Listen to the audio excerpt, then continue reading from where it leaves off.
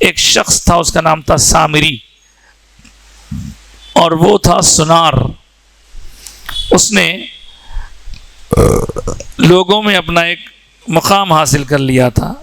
اس بنیاد پر حضرت موسیٰ 30 دن کا وعدہ کر کے گئے تھے، 30 دن میں واپس نہ آئے تو آپ کو اللہ تعالیٰ نے وہاں 10 دن اضافہ کیا، مگر یہاں کے لوگوں کو سمجھ میں کچھ نہیں آیا۔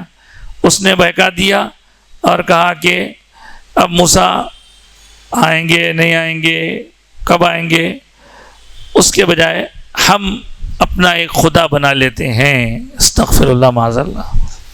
اور اس کے لیے لوگوں کے پاس موجود جو کچھ سونا چاندی وغیرہ تھا، اس سونے چاندی وغیرہ کو اس نے حاصل کیا، اور بڑا چالاک تھا، تو اس نے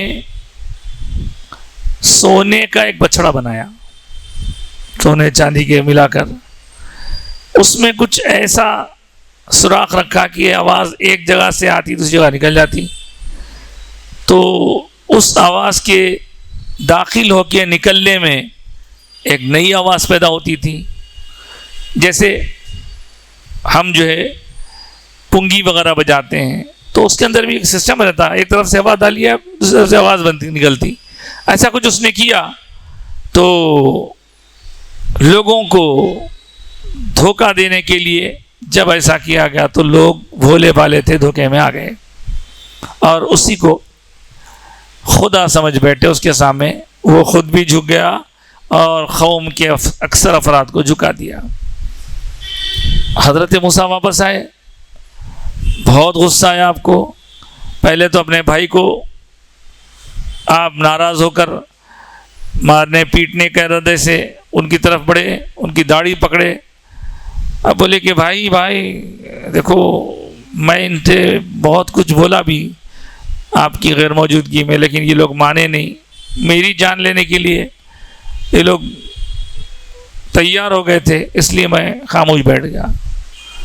تب حضرت موسیٰ کا غصہ، اس غصے میں آ کے لوگوں کو آپ نے حقیقت سے واقف کروایا کہ کبھی بھی اللہ کے سوا کوئی معبود نہیں ہو سکتا، یہ اس نے تم کو بہکا دیا اور تم بہک گئے۔ خیر تمہاری سزا کا تو بعد میں ذکر کریں گے، اللہ تعالیٰ نے کیا مقرر کیا، لیکن سامری کو پکڑ کے پوچھے تو نے ایسا کیوں کیا؟ تو بولے کہ آپ نہیں آئے تو میں سمجھا آپ نہیں آتے ہوں گے، میرا دل میں آیا میں کر دیا۔ تو اب آپ کا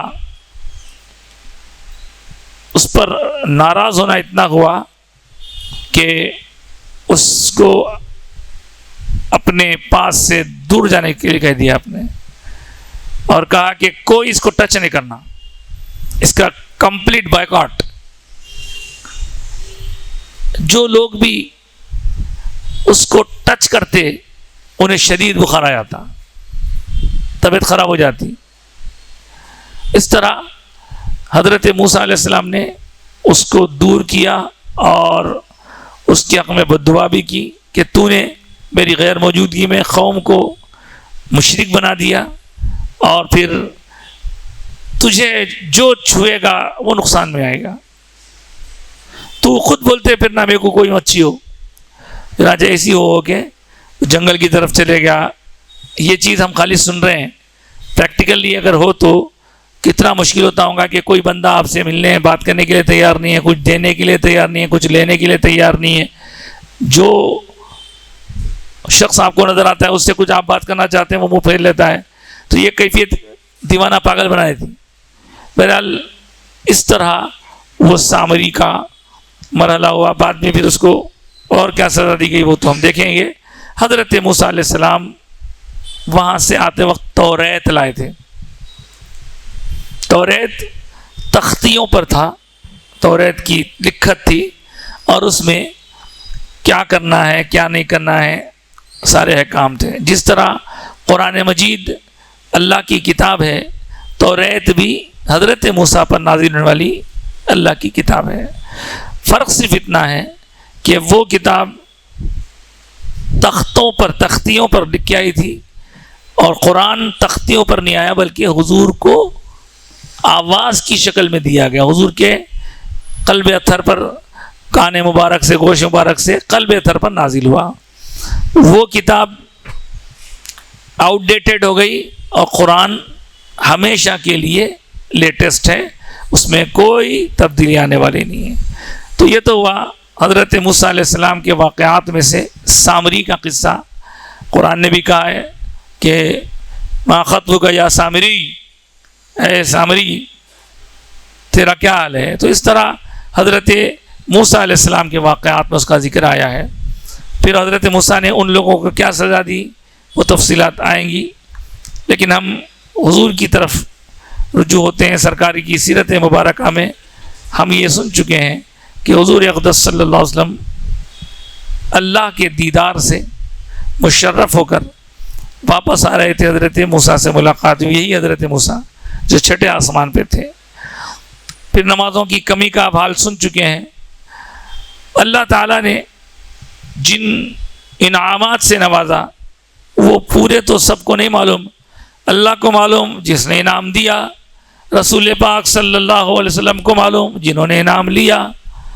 اب جو کچھ حضور نے ہمیں بتایا اس کی روشنی میں ایک چیز یہ بھی ہے کہ امت اگر شرک نہیں کرے گی، یعنی اللہ کے سوا کسی اور کی پوجا نہیں کرے گی، تو اللہ تعالیٰ اپنے کرم سے اس کو معاف کر دے گا. کوئی بندہ اگر شرک سے بچا لے اپنے آپ کو تو اللہ اس کی مغفرت فرمائے. جو شرک کر لے گا اس کی مغفرت نہیں ہوگی، یہ وعدہ کیا گیا. اور ایک وعدہ یہ بھی ہوا کہ کوئی کام اگر بندہ نیکی کی قسم کا کرتا ہے تو اس پر الگ معاملہ ہوگا، اور کوئی برائی کا معاملہ کرتا ہے، برائی کا کام کرتا ہے تو اس پر الگ معاملہ ہوگا. یہ معراج میں طے ہوا. اللہ تعالیٰ اپنے حبیب پاک سے فرمائے کہ اگر کوئی بندہ نیک کام کا ارادہ کرے تو اس کے کھاتے میں ثواب لکھ دیا جائے گا. خالی ارادہ کرا، نیکی کا ارادہ کرا تو اس کو نیکی کا ثواب لکھ دیا جائے گا، ایک ثواب. اور جب اس نے اس ارادے پر عمل کرتے ہوئے وہ نیک کام کر لیا تو اس کو ایک نہیں بلکہ کیا تھا ایک کام 10 نیکیوں کا ثواب دیں گے اللہ تعالیٰ. اب انصاف تو یہی ہوتا ہے کہ جیسے ادھر ہے ویسے ادھر ہو. برائی کا ارادہ کرتے ہی گناہ لکھ دینا، برائی پوری ہوتے ہی 10 گناہ لکھ دینا. لیکن اللہ کی مہربانی، کرم، عنایت، فضل، سرکار کا صدقہ، احسان یہ ہے کہ کوئی برائی کا ارادہ کرے تو ارادے پر کچھ بھی لکھا نہیں جائے گا، اور جب وہ کام کا ارادہ کر کے چھوڑ دے تو کچھ بھی نہیں. لیکن اگر اس نے کام وہ کر لیا، برا کام جو ارادہ کیا تھا، تو اس برے کام کرنے پر ایک کام کیا تو ایک ہی کام لکھا جائے گا. من جاء بالحسنۃ فلہ عشر امثالها ومن جاء بالسیئۃ فلا یجزی الا مثلها. یہ چاہے وہ جو کوئی ایک نیکی لائے تو ہم اسے 10 نیکیاں دیتے ہیں. ومن جاء بالحسنۃ، اور جو کوئی ایک گناہ کا کام کر کے آئے تو اس کو الا مثلها، بس اتنا ہی، ایک گناہ کا ایک نیکی کا ایک نیکی نہیں. تو یہ وعدہ بھی اللہ تعالیٰ کے اور حبیب پاک نبی مکرم شاہ الاولاق صلی اللہ علیہ وسلم کے درمیان یہ بات بھی وہیں پر ہوئی. پھر اس کے ساتھ نمازوں کا تحفہ تھا، اس کی تو تفصیل آپ سن چکے ہیں انشاءاللہ. اب ہم دیکھتے ہیں آگے حضور جب واپس مکہ پہنچے وہاں کن لوگوں کا سامنا تھا، کن کن لوگوں نے کیسے کیسے سوالات کیے اور پھر ان کے حضور نے کیسے جوابات دیے. حضور کے واقع معراج کی واپس آنے کے بعد کی تفصیل انشاءاللہ ہم سننا شروع کریں گے آنے والے جمعہ سے. حضرت موسیٰ علیہ السلام اپنی قوم کے ساتھ کیا کرتے ہیں اس پر بھی انشاءاللہ تعالی ڈسکس کریں گے.